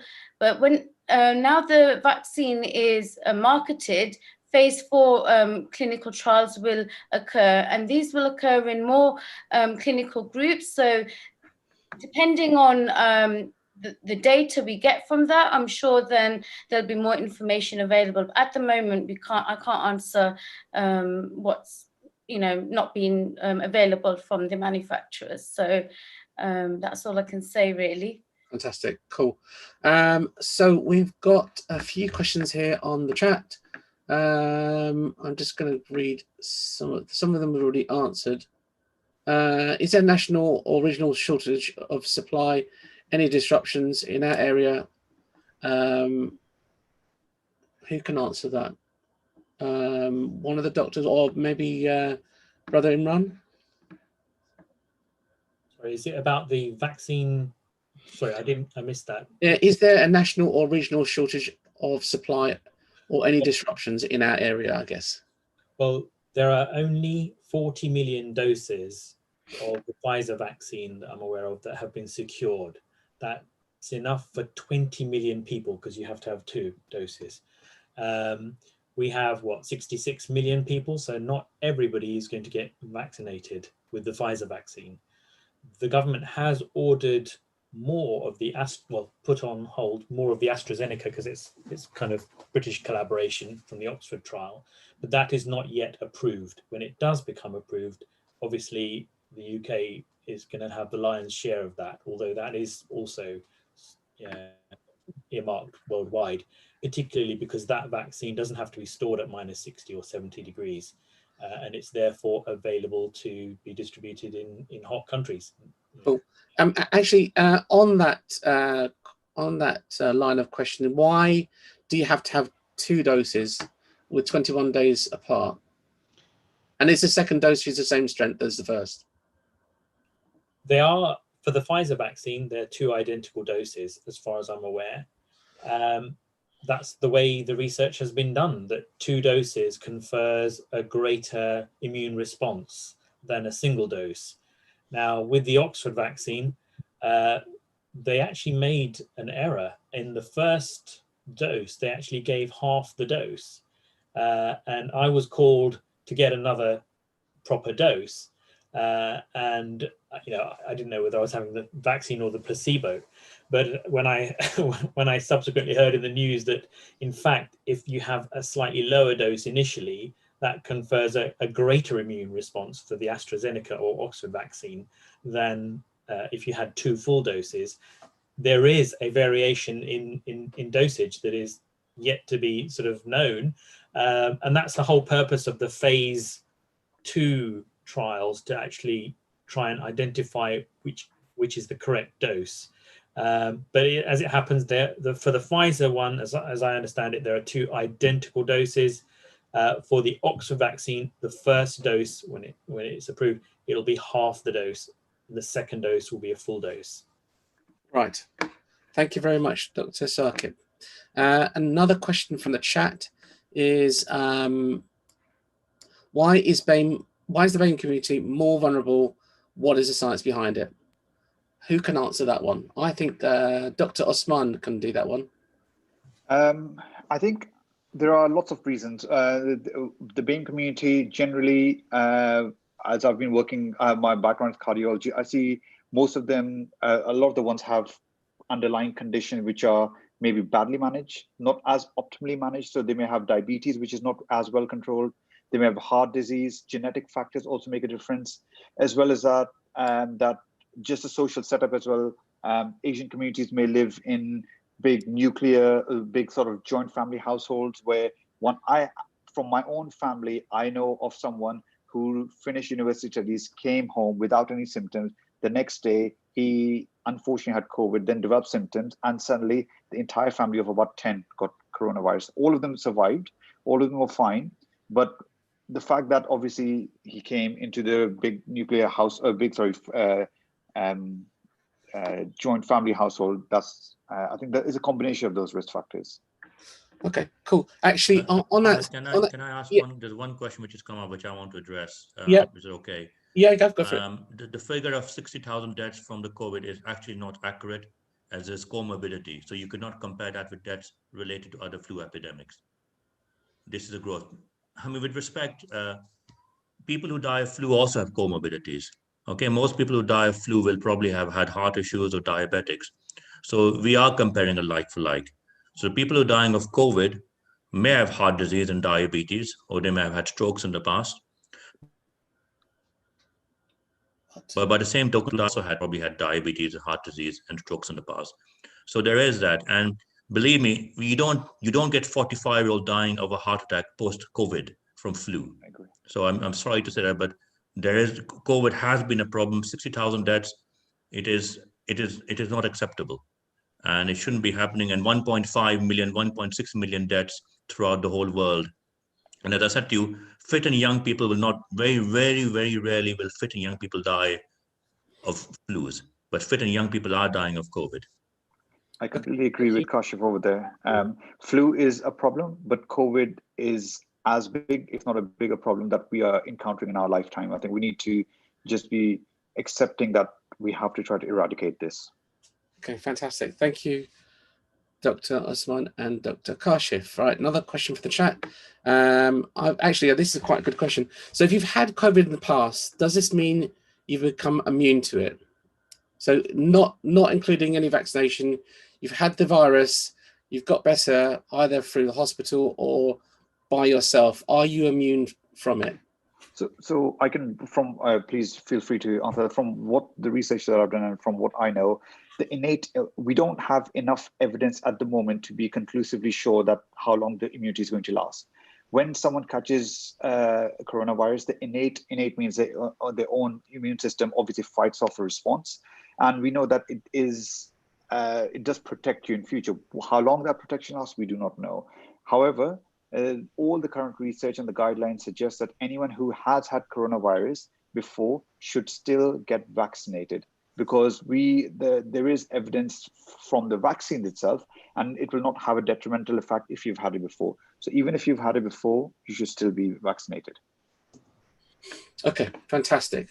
I have quite an interesting question here. Sometimes we've been reassured of trials' effectiveness and low side effects. However, they've become apparent from many years down the line, e.g. thalidomide birth defects. This is a major concern for me. Lack of time to determine the impact. Can anybody shed any light on that one? Well, the thalidomide disaster. Maybe at Imran. Imran, did you want to answer that, or you were putting your hand up on that from Public Health England? Sorry. Sorry, I'm sure Brother Saqib can come in as well, but I think there's I think the reason why the UK and other countries have such rigorous systems in terms of phase 1, 2, and 3 trials is exactly because of things like the thalidomide disaster. So thalidomide was a real disaster, and it was a huge issue. But clearly, we've moved on a lot since then in the decades since then, and the systems and the trials and the process of trials that we have are designed exactly to prevent a disaster like thalidomide happening again. So actually, we're in a very different situation, inshallah, now than we were back then. Okay, that's. And can I add? I think a point that we haven't actually mentioned in this, but perhaps in the chat, that this vaccine is not to be used in pregnant women. So thank you. It cannot cause a similar issue as thalidomide. Okay, because there's a question on the YouTube. If the vaccine has only been tested for 9 months and not in pregnant ladies, how can we say it's not that? How can we say it does not have long-term effects such as autoimmune disease or infertility? So infertility aspect I already mentioned previously. I think what all of us have to appreciate is none of us know what is going to happen in 10, 20 years. Now, none of us can predict it. And if anyone says so, it's not true.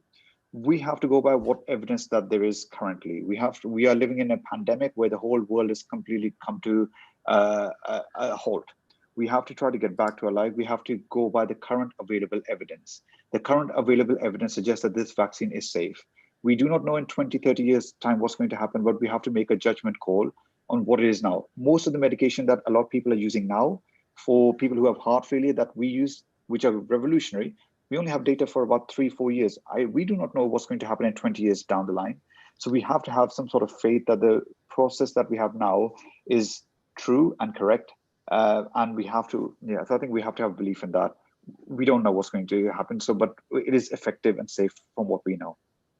I think one more thing I would add with Usman is very valid is what we also do know, however, that people who have been infected with COVID, obviously you got people who die or people have serious problems straight away, but you also got people, and there's a syndrome called long COVID syndrome, in which people who had COVID have had ongoing medical problems for 7, 8, 9 months.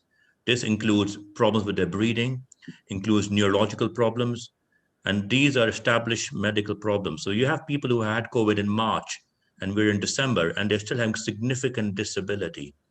So we don't even, because COVID is new, we don't know that if you get COVID today, in 5 years, what will happen to you? So therefore, the vaccine, which has been tested and has been done, surely that's a better option, because at least we know that will reduce your chance of getting it. Compare that to the unknown of having COVID. You could have COVID and have no symptoms, and in 4 years down the time, develop serious problems from COVID. We don't know that. So bear that in mind as well.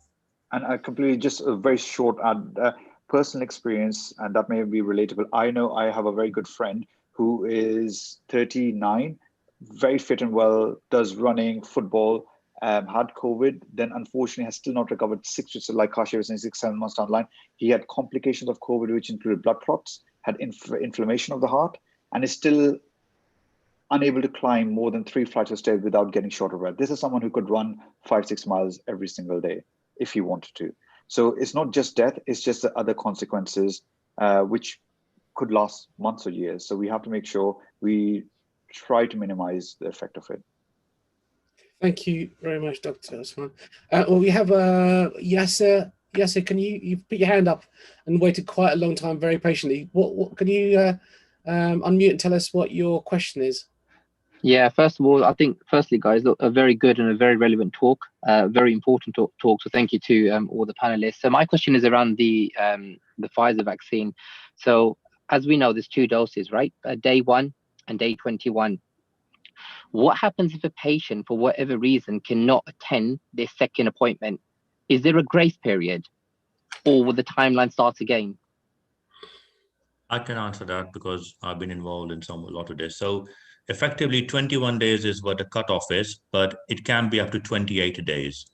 So I think as long as within 21 to 28 days you get the second vaccine, then it should work. I don't think we have any data beyond that. So I think, obviously people should be encouraged to attend between 21 to 28 days. Everybody will be contacted, everybody will be chased up, because obviously we've invested money in that.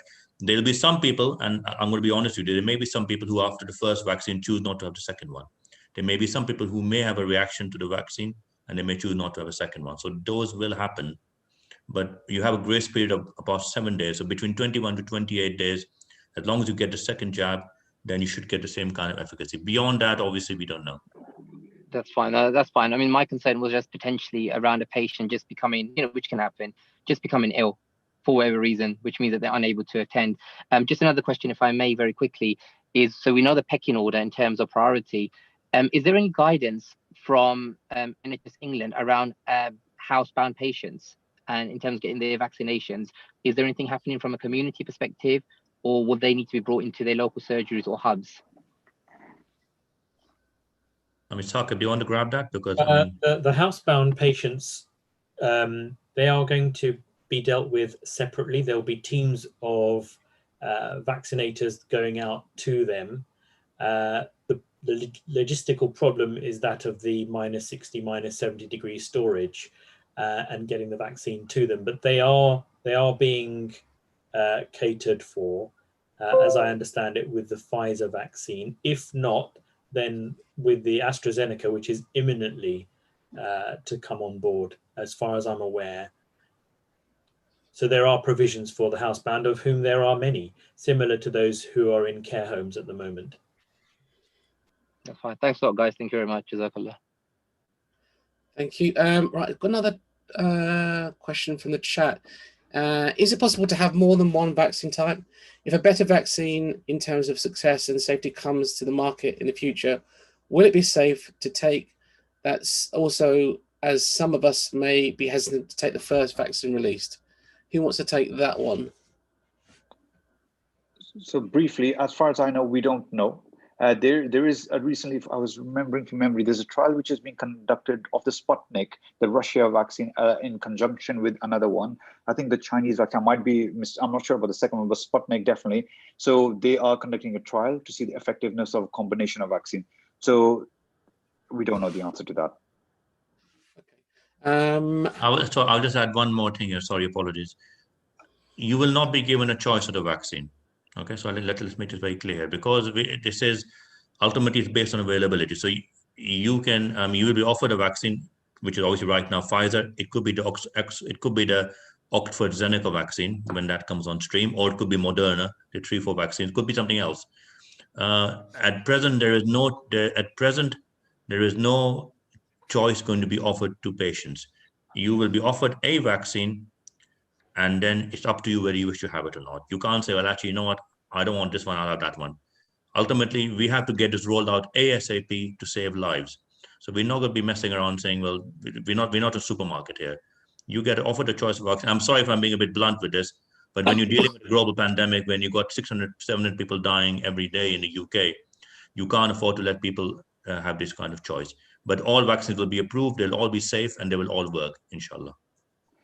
There's one point, can I just add on a different point, which has been brought to my attention by someone, is just to make clear and dispel the myth that even once people have had both the vaccines, you can still transmit coronavirus, from what we know, to other people. So you still have to maintain the same precautions that you're taking now. So mask, gloves, as such. So just to ensure, whilst we are getting over it, that just because that you've been vaccinated does not mean that suddenly superhuman, you can just take it off and go back to what it was a year ago. So you still have to make sure you maintain the same distance, washing hands, etc.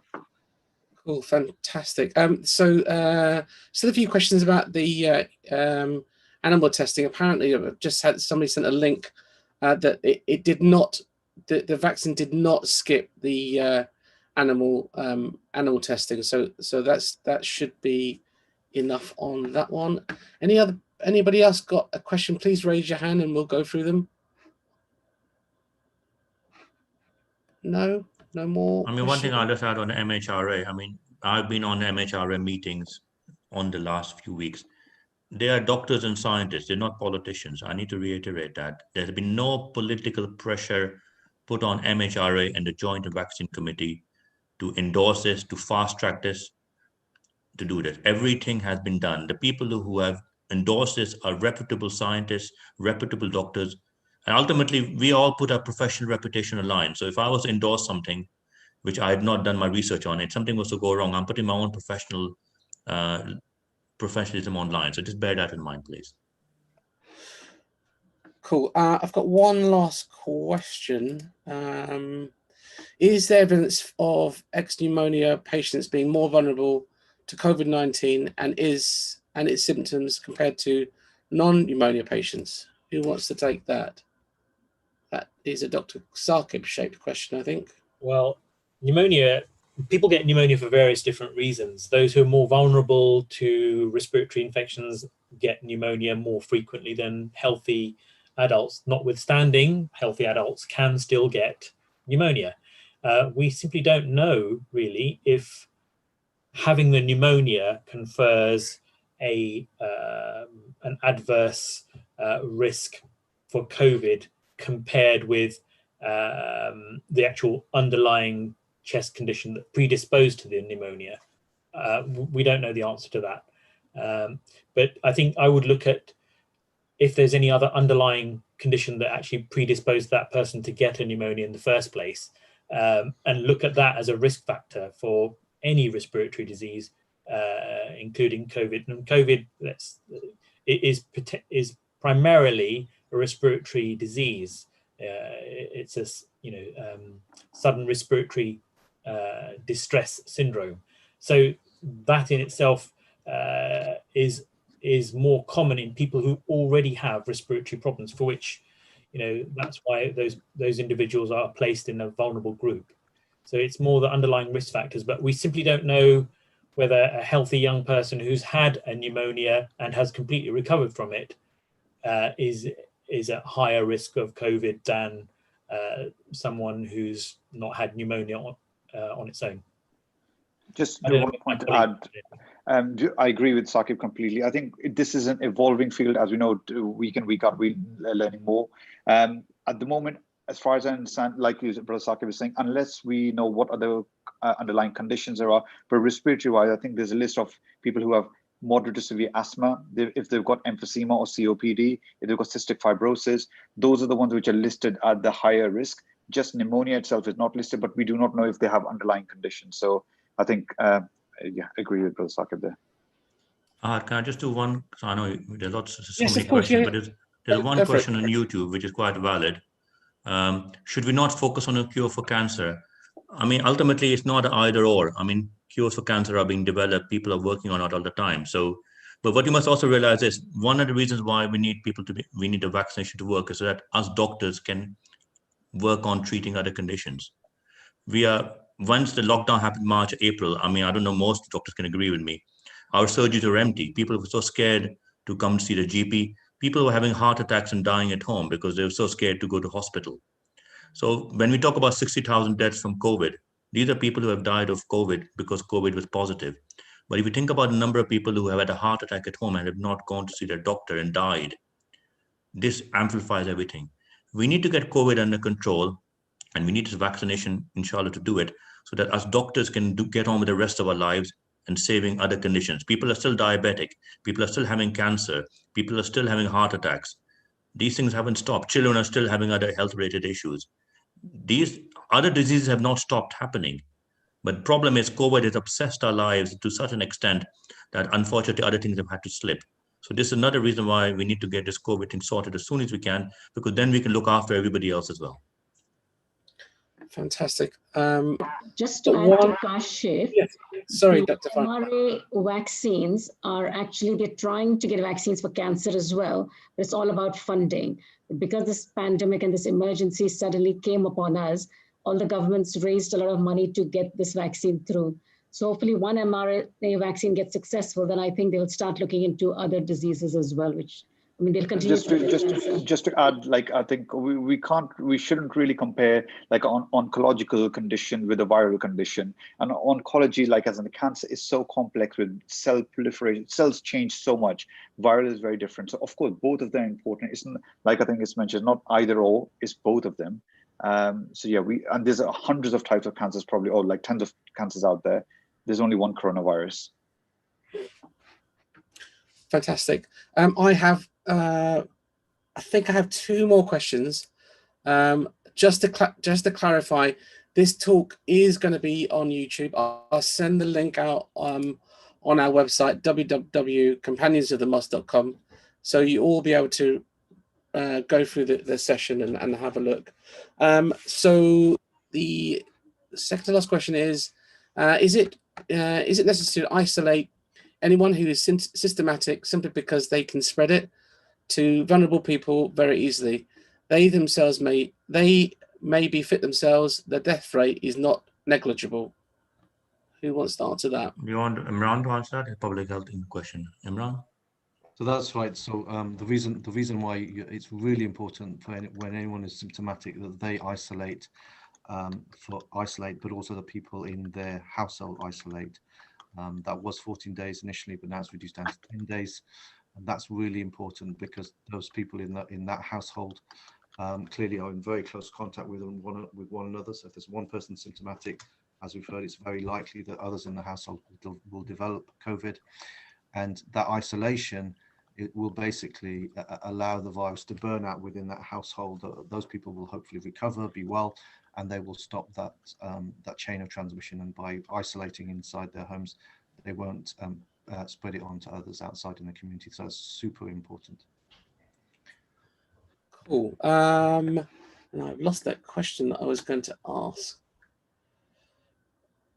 That happens when you have an iPhone. No, don't say it. So the question is, right, Sheikh Abdulateef, stop laughing about that. This question's for you, actually.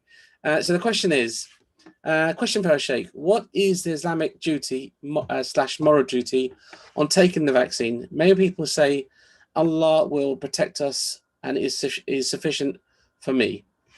What is your ruling on that if you unmute your microphone? There we go. I haven't got iPhone, Android. Is that okay? I suppose so. Go on. I mean, can I be trusted even with Android? There's no vaccination for that, unfortunately. Okay. The person asking the question, I would say to him, would you cross the road blindfolded? Would you go on the M61 or the M1, okay, or the M25 when it's not stand still and go blind and say, "Oh, Allah protect me," and cross the road? No, you don't. Okay, you have to take precaution. You have a mean to an end all the time. Otherwise, we live in a chaos. Allah Subhanahu wa Taala, He gave us responsibilities, and we have to fulfill our responsibilities by protecting one another, protecting our health, protecting our life, protecting the earth. Okay, and so on. We all have duties. كلكم راع وكل مسؤول عن رعيته. You are all in charge of something, and you are all responsible for what Allah put you in charge of. Okay, so everybody is in charge of something. Even the employees are in charge to trust what their employer employed them for, what they're getting paid for, and so on. So and taking the vaccine, actually, it may save life, and we have responsibility to save life. فلذلك كتبنا على بني إسرائيل أنه من قتل نفسا بغير نفس كأنما قتل الناس جميعا ومن أحياها فكأنما أحيا الناس جميعا. Allah subhanahu wa ta'ala says, and thus we have ordained unto the children of Israel, that doesn't mean the Zionist Israel, okay, children of Yaqub, and the other translation, children of Adam, that whoever sustain a life, whoever kill a life as if he killed the whole humanity, and whoever sustain life, he has sustained the whole humanity. Okay, so we take what it takes, we have to do what it takes to sustain life. And of course, ultimately, as we say, ultimately, it's in Allah subhanahu wa ta'ala's hand. Okay, he decreed. How many people actually take all the medication, but then eventually when the time is up, it's up. Okay, they're gone. And how many people, they fall, they fall maybe 100 meters down and they don't die. And somebody may fall 5 meters and they'll die. Okay. But it doesn't mean we can all go and start falling off high building. No, and leave it to Allah. We have to take precaution. Okay. So that question doesn't apply here. I hope I have answered the question. Yeah. That's perfect. Thank you. That's a really good logic on that one. We've got an awkward question on the YouTube, and it says, Kashif, do you want to just answer that? Yeah, I mean, there's a question on YouTube, which I think that sort of adds in. It says, why are there many doctors worldwide warning about the vaccine? They are specialists and experts. And I think Sister Farhana actually mentioned this when it came to when we had the MMR vaccine, autism. Doctors are not, obviously, doctors are only human beings, okay? We all do the best we can. And there are a huge number of medical professionals and scientists throughout the whole world. We will not all agree on every single thing, okay? It's not possible for that to happen. But if you look at the vast majority of doctors who have done the research, they are supporting the vaccine. And Sister Farhana gave an example of autism. It was one doctor basically who was against the whole of the world when it came to the MMR vaccine. He was discredited. He lost his license to practice afterwards because the data was found to be incorrect. But how many lives were lost because of one person? So just like you had people like Harold Shipman, who are mass murderers, who were doctors. Doctors will make mistakes. We're not perfect by any stretch of imagination. But the vast majority of doctors and scientists have supported this, but you will always have a few outliers. And just to add to that, I'll just to all the members of the community, to all the listeners, if you do receive any information, please just make sure you do your due diligence to make sure that what you are reading is factually correct. Just because it's written on the internet or someone has forwarded to you does not mean it's actually true and accurate. And please just don't believe it just on the surface of it. Do your own research and make sure you rather than just believing that. So that's it. Yeah, I'm actually going to echo that. Yeah, 2 seconds of the team. I'm definitely going to reiterate. I am on lots of WhatsApp groups, and 99% of the people that just forward stuff to me, it's just fake stuff. Like delivery people and DHL trying to scam you, or the Royal Mail's trying to scam you, or the nanobots in vaccines. It's 99% of the time it's fake, and you can just quickly nip it in the bud by just ignoring it, or you could just quick search on Google. It's wrong for you to forward stuff that you blindly just forward. It's wrong to do that. It just causes a lot of problems, and you shouldn't be doing it. Abdul Latif, over to you. Yeah, I mean that's what we were talking about before. It's enough lies for people to transmit everything they hear. And what is stopping me from calling myself Professor Abdul Latif Osman, physical science, okay, nuclear physics, for example, okay, Oxford University. I could go on YouTube and I could put that. Okay, you could do anything on YouTube. You could refer to yourself to any name. There's nobody to check on it, actually. But alhamdulillah, our doctors here, especially in this committee, they have 25 doctors. They are all qualified. If, for example, somebody said, I'm a doctor and I work for, say, St. Hilda Hospital, you can check it easily on the National Health website. Okay, but not everything you read on the YouTube or social media. A doctor doesn't mean he's a doctor. Maybe he's only a greengrocer, or perhaps he's only a cyclist, you know, who doesn't know how to cycle, and so on. So please don't trust everything you say. And if you just listen to Uncle Ahad, okay, who is specialist actually in this sort of things in media propagation, you know, so. He could give us maybe another insight about the newspapers, you know, as he did before. I echo the same thing. You know, the Socrates triple filter test, I think it's still valid and we should use it. Before you forward, just fact check, is it true? Is there goodness in it? And is it useful? If it meets all the three, then you forward it. Otherwise, just don't press the button. It's easy to forward, but don't do that. No. Okay, right. I think we've got pretty much all the questions done. I think we've gone well behind our 1 hour, well beyond our 1 hour set. I think we've got. I think we've pretty much covered most questions, and we can probably take questions on YouTube and go through them at some point. Right. In that case, I'm going to make a decision and close the meeting. Before we do that, ask Brother Amran, are you a doctor? Brother Amran. Yes, that's correct. Yes. Alhamdulillah, I think, okay, if we invite you to join this group, especially if you are in the council looking after the health section in this community. Yeah, alhamdulillah, I'd be delighted to join such eminent company. Alhamdulillah. Has got your number? I've got his number. Ahad has, I think, yes. Okay, so inshallah you'll be added to the group then. Inshallah. I think I know you from somewhere. Your face is familiar. Yeah. From probably from the classes in the council. From okay. Yeah.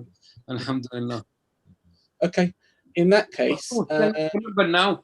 Yes, alhamdulillah. All right. Right. In that case, I'm going to close this. I'm going to. I just want to personally thank all these doctors who've given up their time and expertise for this session. Dr. Farhana, Dr. Saqib, Dr. Kashif, Dr. Osman, Dr. Imran, Director of Public Health, and Sheikh Abdul Latif. Thank you very much. Jazakallah khairan. And Sister Amina, you forgot Amina. And Sister Amina as well. Thank you very much for your time. Abdul Latif, do you want to close off this meeting? Yeah, I want to close the meeting by number one, thanking Allah subhanahu wa ta'ala, the Almighty, the All Exalted, the All Merciful, that we are in this community blessed with so many professional, so many doctors, and I think United Kingdom, Britain should be grateful to Allah the Almighty that they have all these foreigners, okay, Muslim, who are adding important role, okay, in the national health. Like most doctors now in hospitals are Muslim. Okay, so we have to be grateful to Allah Azza wa Jal, and we're grateful to Allah Azza in our community. We managed to get together, and I managed to everybody in this group. If we know other doctors, okay, in Saturn in our community who are not on the group, to join the group. It's open to all health professionals. Okay, this group, doctors and health professionals, because any future or current health issue, we could actually look after the community from that. So let it be a community group, inshallah, not special to any particular one. Okay, that's what I want to say. And with that, we say subhanakallah bihamdika tabarak asmuka ta'ala jadduk la ilaha ghayruk astaghfiruka allahumma wa atubu ilayk. اللهم اغفر لنا وارحمنا وعافنا واعف عنا يا رب العالمين. أعوذ بالله من الشيطان الرجيم. بسم الله الرحمن الرحيم. والعصر إن الإنسان لفي خسر إلا الذين آمنوا وعملوا الصالحات وتواصوا بالحق وتواصوا بالصبر. وصلى اللهم على محمد النبي الأمي وعلى آله وصحبه وسلم. الحمد لله رب العالمين. السلام عليكم ورحمة الله وبركاته.